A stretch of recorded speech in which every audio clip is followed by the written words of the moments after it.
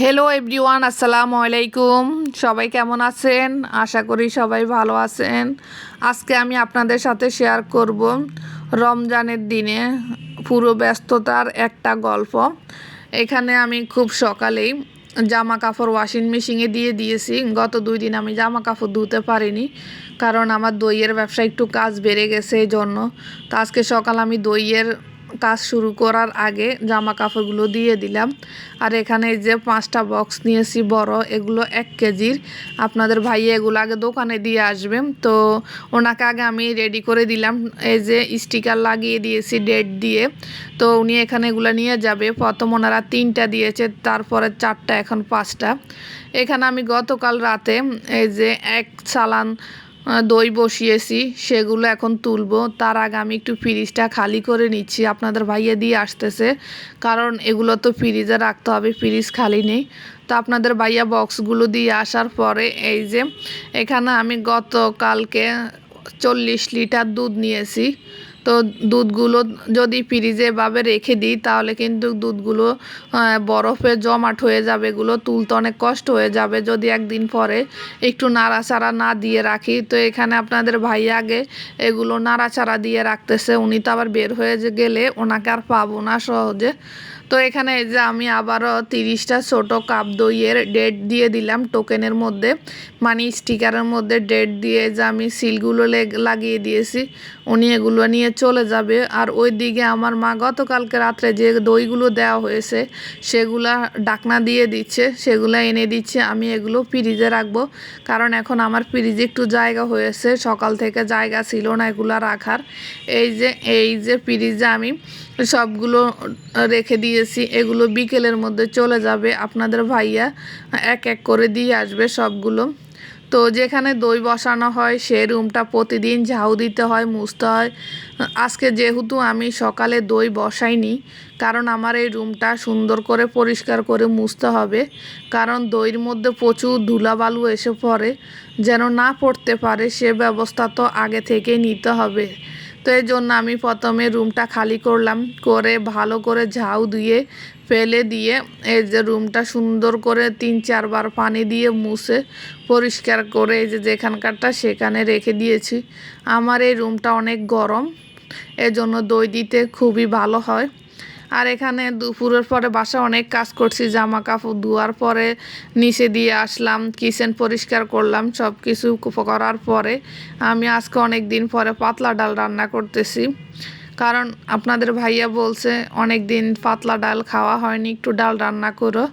তো রান্না তো করতে মন চায় অনেক কিছু, কিন্তু খাওয়া হয় না, সময়ও কম। এজন্য মানে মন চাইলেও কিছু এখন করতে পারি না, সময় স্বল্পতা, আবার খাওয়াও শেষ হয় না এজন্য। তো এখানে আমি ডালটা আমার সিদ্ধ হয়ে গেছে, হওয়ার পর আমি কিছু কাঁচা পেঁয়াজ দিয়ে দিলাম ডালের সাথে। আর এখানে ডালের সাথে আমি বাগার দিব, বাগার দিয়ে আমি ডালটা নামিয়ে রাখবো। আপনারা যদি আমার চ্যানেলে নতুন হয়ে থাকেন প্লিজ চ্যানেলটি সাবস্ক্রাইব করে বেল বাটনটি অন করে দিবেন। আমার ভিডিওর কোন অংশ যদি আপনাদের ভালো লেগে থাকে প্রিয় ভাইয়া আপুরা, অবশ্যই একটি লাইক দিতে পারেন। আর আপনারা যারা অলরেডি এগুলো করে রেখেছেন আপনাদের সবাইকে অসংখ্য ধন্যবাদ। তো এখানে এই যে আমার বাগারটা হয়ে গেছে, ডালের মধ্যে আমি বাগার দিয়ে দিলাম। আমার ডালটাও রান্না শেষ। রোজার দিনে কাজ একটু বেশি, ব্যবসার কাজও বেশি, আলহামদুলিল্লাহ। তারপরও আল্লাহ শক্তি দেয় বলে এত কাজ করতে পারি রোজা রেখে। তো এখানে এই যে আমি দুপুর থেকে রান্নার প্রিপারেশন নিতে হয়, কারণ আমি বাসায় ইফতার রেডি করি। আমি বাইরের ইফতার কখনো কিনা খাই না, বাসায় যতটুকু পারি সব বাসায় রেডি করি আমরা। তো এখানে আমার মা সব কিছু আমাকে গোছগাছ করে দেয়, আমি রান্না করি কিংবা আমি গোছগাছ করে দিই। মা কিচেনে থাকে, একজন একটা করে শেষ করে কাজ, কারণ সকাল থেকে প্রচুর কাজ আমাদের বাসায়।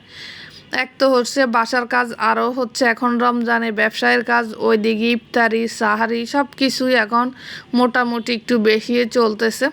তারপর আলহামদুলিল্লাহ ভালো আছি। তো এখানে এই যে আজকে আমি শুটকি রান্না করব সিম আলু দিয়ে। তো এখানে পেঁয়াজ, তেলের সাথে পেঁয়াজ আদা রসুন দিয়ে দিলাম, দিয়ে একটু 5 মিনিট ভেজে নিয়ে হলুদ গুঁড়া, মরিচ গুঁড়া, মশলার গুঁড়া দিয়ে আমি এটাকে তেলের সাথে 5 মিনিট ভাজবো। ভেজে কাঁচা যে একটা গন্ধ থাকে সেটা সেরে গেলে তারপর আমি দিয়ে দিব পানি কষানোর জন্য মশলাটা যত ভালো কষাবো তরকারি তত বেশি মজা হবে। এই জন্য যত কাজই করি না কেন রান্নার সময় রান্নার মধ্যে মনোযোগ দিয়ে রান্না করি। তো এখানে আমি শুটকি দিয়ে দিলাম।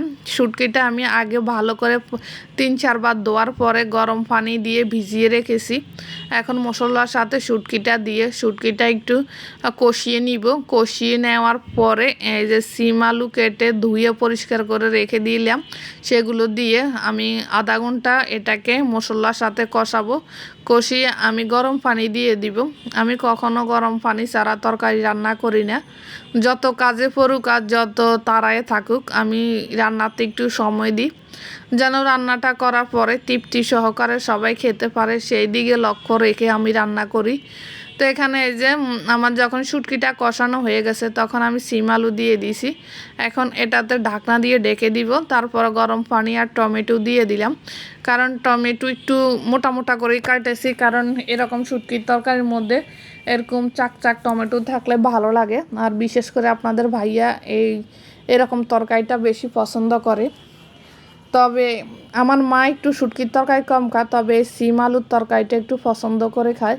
আমার বাসার সবাই এই সিম আলুর তরকারিটা শুটকি দিয়ে রান্না করলে পছন্দ করে।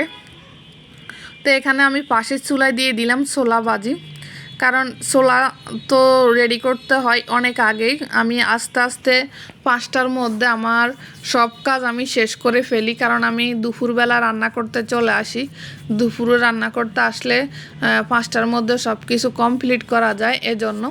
তো আজকে আমি কিছু সেউয়া মাছ ভুনা করব, কারণ সিম আলু শুটকির তরকারি তো খেলে ভালো লাগবে না। তো এই জন্য আমি কিছু সেউয়া মাছ ভুনা করছি। সেউয়া মাছ আমি রমজানের আগে 3.5 কেজি মাছ এনেছি কারণ বাজার থেকে। তো সেটা 3বার রান্না করছে, এখন আজকে করলে শেষ হয়ে যাবে। রোজার দিন তো অল্প অল্প রান্না করলে অনেক কিছু হয়ে যায়, তারপরও 2-3 দিনে তরকারিগুলো থেকে যায়। গত 2 দিন আগে গরু মাংস রান্না করছি, সেগুলো আছে এখনও। তো আজকে মনে হয় আর গরু মাংসটা খাওয়া হবে না, কারণ সিম আলু সেউয়া মাছ ডাল এগুলাই চলবে, ওটা ফ্রিজের মধ্যে রেখে দিতে হবে। তো চেউয়া মাছটা আশা করি মজা হবে, কারণ যেভাবে রান্না করতেছি সময় দিয়ে আশা করি মজা হবে, যেন সবাই খেতে পারে ভোর রাত্রে তৃপ্তি সহকারে ভাত। সেই দিকে তো অবশ্যই খেয়াল রাখতে হবে। আর রমজানের দিন একটু ঝাল কমই দিই, কারণ ঝাল বেশি দিলে খাওয়া যাবে না এই জন্য। তো আমি একটু বাটা মরিচ দিয়েছি। চেংড়া মাছের মধ্যে বাটা মরিচ দিলে বেশি মজা হয়। যে কোনো মাছ ভুনার মধ্যে যদি বাটা মরিচ দেওয়া হয় তাহলে খুব ভালো লাগে আর কি। তো এখানে এই যে আমি তারপরে চেংড়া মাছটাও আমি অর্ধেক রান্না করে রেখে দিব, বাকিটা আমি ইফতারের পরে করব। তরকারির মধ্যে যদি লবণ না হয় তাহলে কিন্তু টেস্টটা আসে না ভালো, এই জন্য। আর এদিকে আমি ছোলা ভেজে নিচ্ছি। আমার ছোলা ভাজাটাও শেষ হয়ে গেছে।